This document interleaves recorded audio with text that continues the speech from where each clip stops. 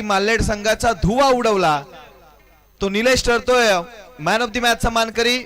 विनंती करतोय निलेश ये लगेच आपल्या मॅन ऑफ द मॅचचा खिताब घेऊन जायचे. निलेश घोरट.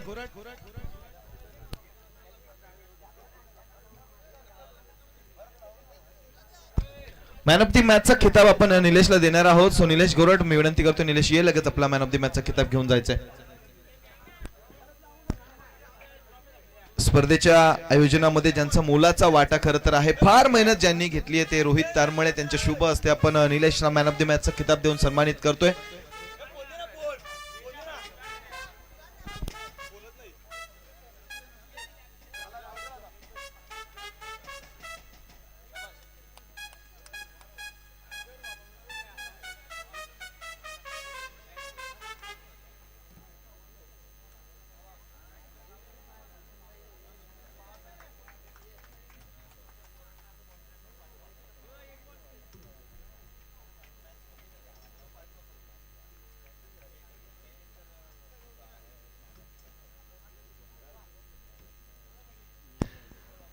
फायनलचं तिकीट ढेनुली संघाने कन्फर्म केलं. फायनल मध्ये जाऊन आता दिमागदार पद्धतीने सध्याच्या घडीला दुसऱ्या विजेत्याची वाट पाहतील.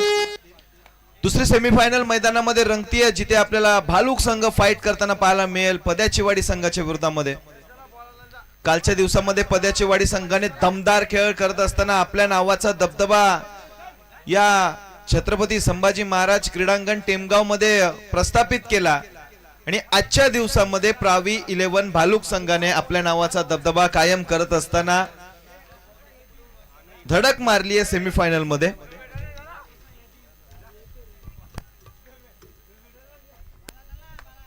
सेमीफायनल नंबर 2 प्रेक्षकांच्या भेटीला येते. भालूक विरुद्ध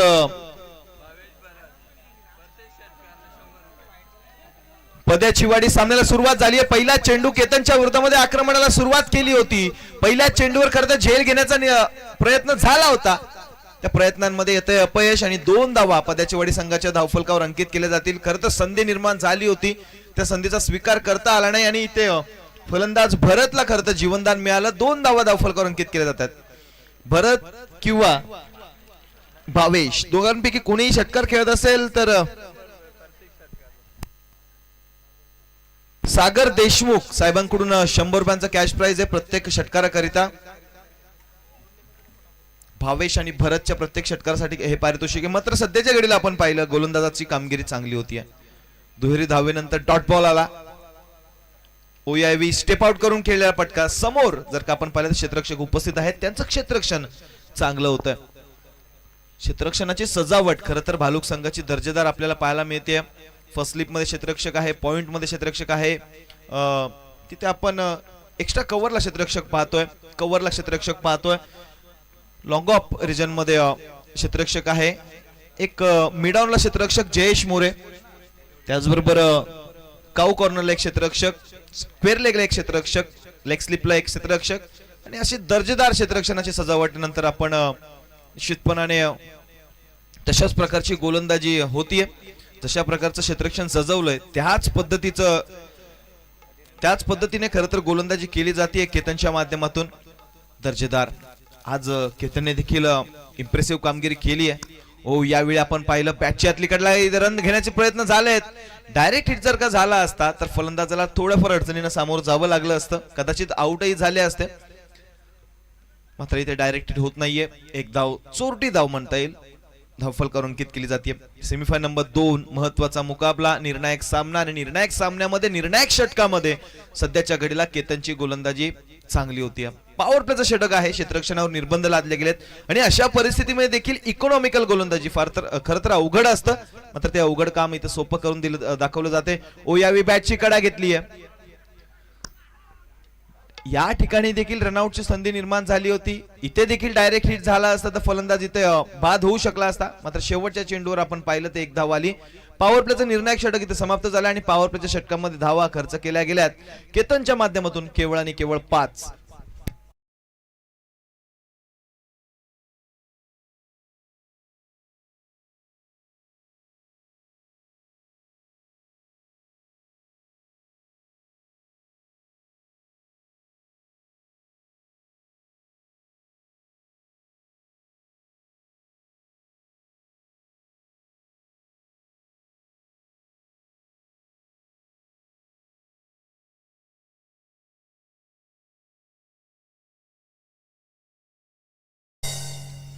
दुसऱ्या षटकामध्ये जगदीश सासे बाब्याला पाचारित केलंय. यावेळी जगदीशच्या विरोधामध्ये आपण पाहिलं स्टेप आउट करून खेळलेला हा फटका. लॉंग ऑफ रिजनला टार्गेट करण्याचा प्रयत्न झाला होता जिथे एकच धाव मिळतीये आणि इथे फलंदाज मला वाटते दुसरी धाव घेण्याच्या नादामध्ये बाद होत आहेत. खरं तर हुल दिली होती गोलंदाजाला मात्र ती अंगलट पडली आहे आणि फलंदाज इथे बाद होतोय.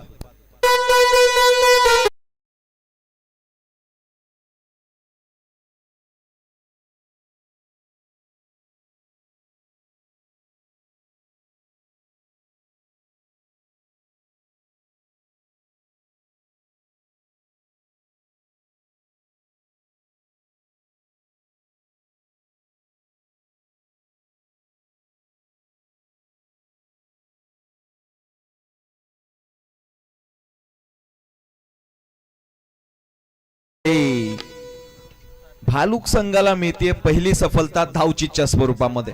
फलंदाज भरत बाद होतोय. जो भरत कालच्या दिवसामध्ये चांगला चमकला होता. कालच्या दिवसामध्ये खेळ त्याचा अफलातून राहिला होता.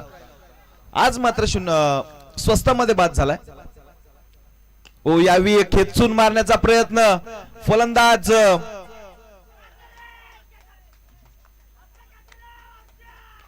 मला वाटतं इथे झेल झालाय सेकंड अटेम्प्ट मध्ये फलंदाजाला बाद व्हावं लागतं.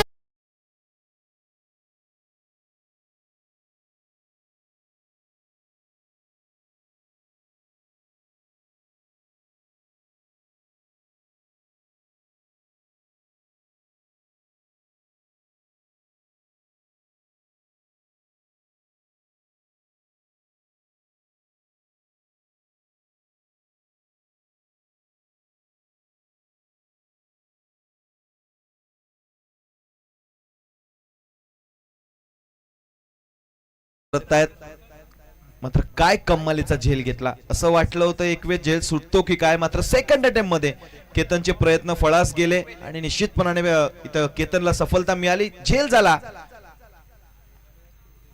यावी हा चेंडू ऑब्स्टिकच्या बाहेर सातत्याने आपण पाहतोय गोलंदाजी केली जाते आणि त्याच प्रयत्नांमध्ये इथे जगदीश सासेला यश देखील मिळतंय. या ठिकाणी 2 धावा धावून पूर्ण झाल्यात.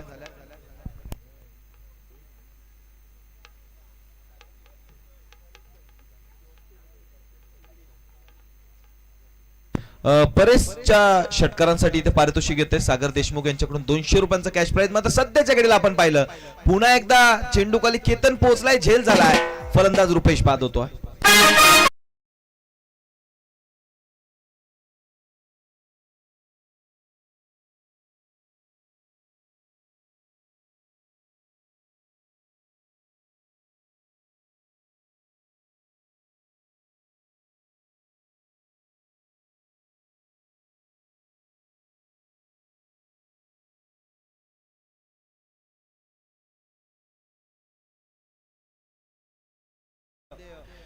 बाद होऊन बाहेर परततोय आणि स्वस्तात खर तर फलंदाज बाद होते. कोणत्याच फलंदाजांना जर का आपण विचार केला तर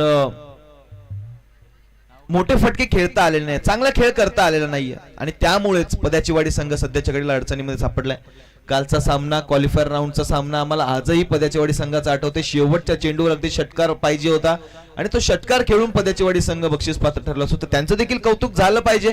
मात्र आज सेमीफायनलच्या या लढतीमध्ये पद्याची वाडी संघ अडचणीत आहे. रिव्हर्सचा अटेम्प्ट केला होता मात्र इतकं सोपं नाहीये मित्रा.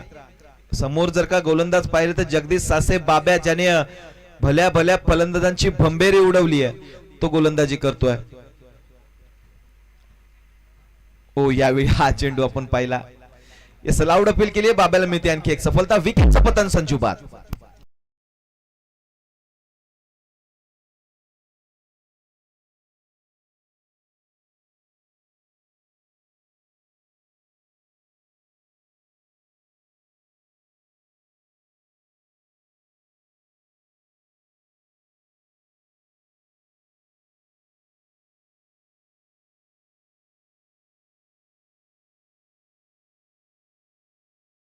सचिन एका चेंडू मध्ये 6 धावांची गरज असताना सचिनने षटकार खेळला होता.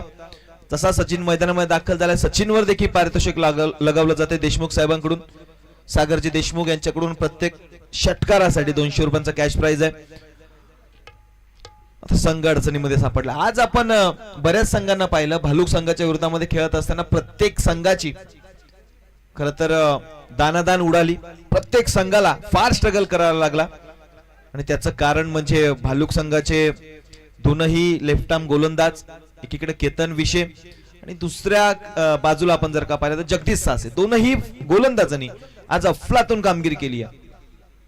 यावेळी तिसऱ्या षटकाला सुरुवात झाली आहे. परेशचा हा फटका आपण पाहिला जिथे एक धाव मिळाली आहे. दुसऱ्या धावेचा प्रयत्न झाला आहे आणि दुसऱ्या धावेच्या प्रयत्नामध्ये इथे बघता बघता 2 धावा देखील धावून पूर्ण होत आहेत. 2 धावा आल्या. 2 धावांच्या मदतीने पद्याची वाडी संघ double 10 runs on score board 10 धावांवर जाऊन पोहोचला. परेशचा कालचा खेळ आम्ही पाहिला. दुसऱ्या राऊंडचा सामना जिथे परेशने मॅन ऑफ द मॅचचा मानकरी झाला होता. परेश 8 चेंडूमध्ये तब्बल 24 धावा त्याने कदाचित तिथे बनवल्या होत्या. सो परेश मध्ये क्षमता आहे. मात्र आज इथे परिस्थिती वेगळी आहे. संघ थोडासा अडचणीमध्ये सापडलाय. भालूक संघाच्या गोलंदाजांनी जे जाळं विणलंय त्या जाळ्यामध्ये पद्याची वाडी संघाचे फलंदाज अडकतच चाललेत. धावा येत नाही. सातत्याने डॉट बॉल पर्सेंटेज वाढतंय.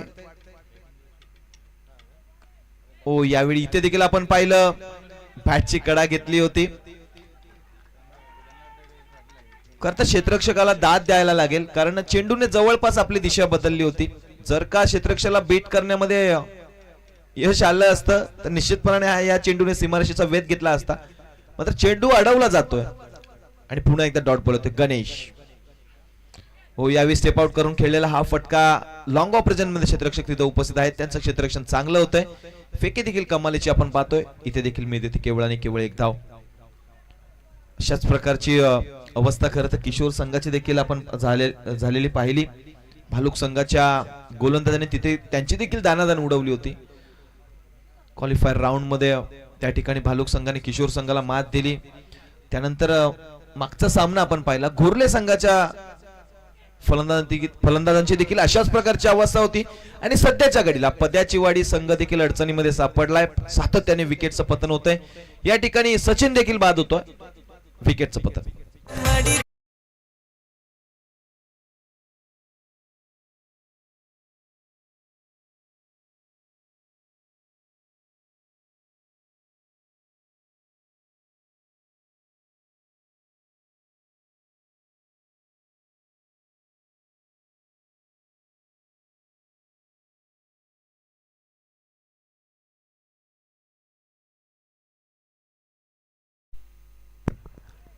केवळ 11 धावांवर 5 गडी बाद झालेत म्हणजे अर्धा संघ डगआउट मध्ये परतलाय.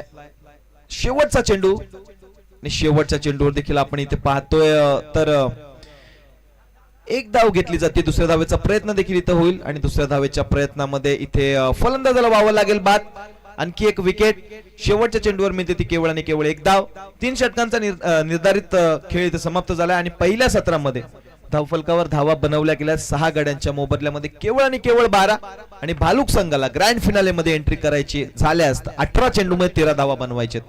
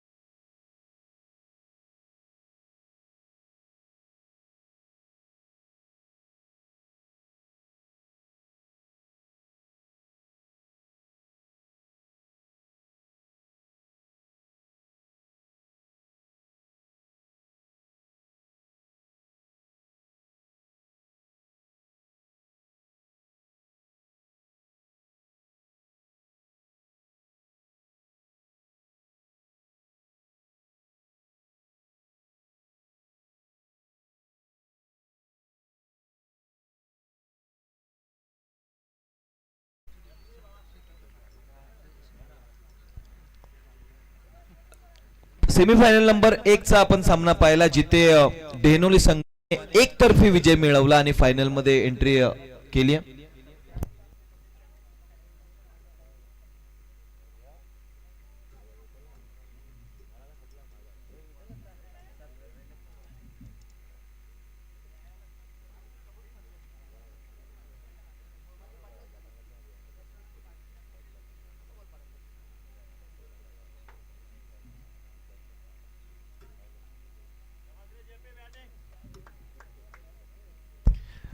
सेकंड सेमीफायनलला इथे सुरुवात होते, दुसऱ्या सत्राला सुरुवात होते आणि हा सामना देखील आपण जवळपास एकतर्फी म्हणू शकतो का, अजूनही प्रश्नचिन्ह आहे. क्रिकेटचा खेळ आहे, काही होऊ शकतं. सामन्याला सुरुवात, पहिला चेंडू कमालीचा डॉट बॉल येतो. डॉट बॉलने या षटकाची देखील सुरुवात होते आणि अशाच प्रकारची गोलंदाजी तुम्हाला करावी लागेल. डॉट बॉल पर्सेंटेज वाढवावं लागेल आणि विकेट्स देखील तुम्हाला घ्यावे लागतील. खरं तर सातत्याने विकेट टेकिंग गोलंदाजी होणं फार गरजेचं असेल, कारण पहिल्या सत्रामध्ये तुमच्या धावफलकावर धावा नाहीयेत. 13 धावा डिफेंड करायचे. ओ यावेळी इथे आपण पाहिलं भालूक टीम साठी दणदणीत सुरुवात करणारा जयेश मोरेच्या बॅट मधून हा उत्तुंग षटकार, सिक्सर.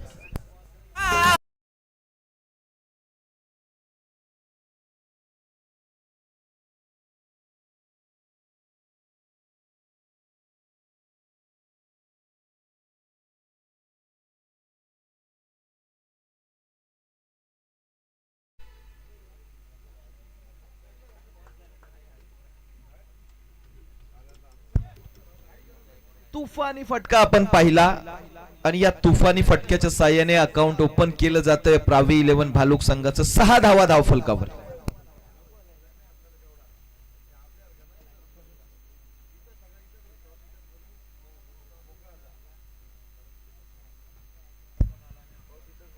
ओ यावेळी पुन्हा एकदा मोठा फटका खेळण्याचा प्रयत्न, बॅटची कडा, जयेश मोरे बाद, विकेटचं पतन.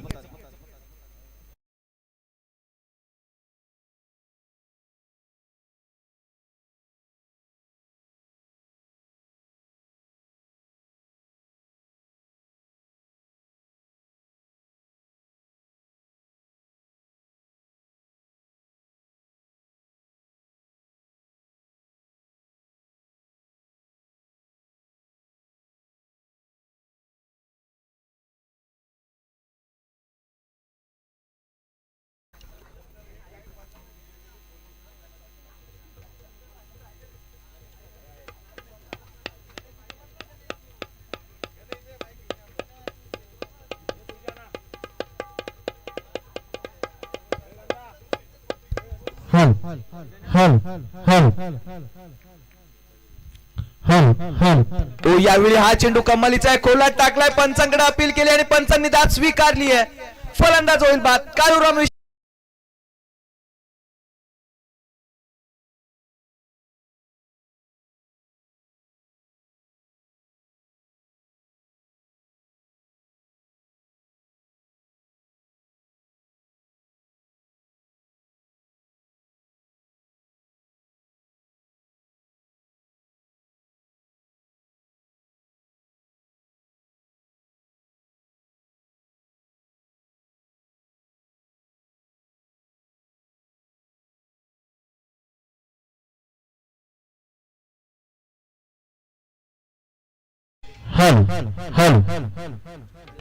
काळूराम देखील शून्याची बाद शिकार झाले.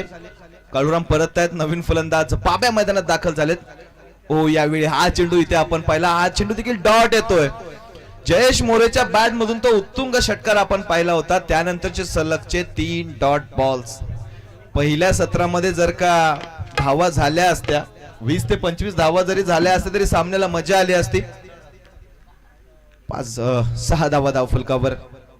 ओ यावी इथे फटका फसलाय, चेंडू हवेमध्ये, चेंडू खाली क्षेत्ररक्षक पोहोचण्याचा प्रयत्न करत होते. शेवटच्या चेंडूवर देखील मिळते ती 1 धाव. पहिलं षटक समाप्त झालं आणि पॉवर प्लेच्या या षटकामध्ये षटकार येऊन देखील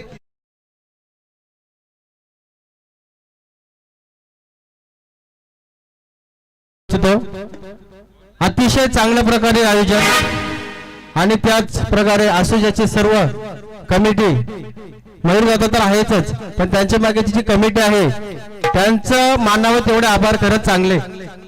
कारण त्यांनी प्रत्येक व्यक्तीचा जे सन्मान केला आणि कोणतीही गोष्ट इथे कमी पडू दिली नाही. तरी आमच्या वाघविली ग्रामस्थाकडून त्यांचे खरंच मनापासून आभार. आणि मयूरदादांनी एवढं चांगलं आयोजन केलंय त्यांच्यासाठी एक गाणं आहे. अरे बिरु बिरु नारा असा हो तारा लाखात अमायक भेटलाई र. अरे बिरु बिरु नारा असा हो तारा लाखात अमायक भेटलाई र. असा शिंगरो बाबाचा मयूर दादा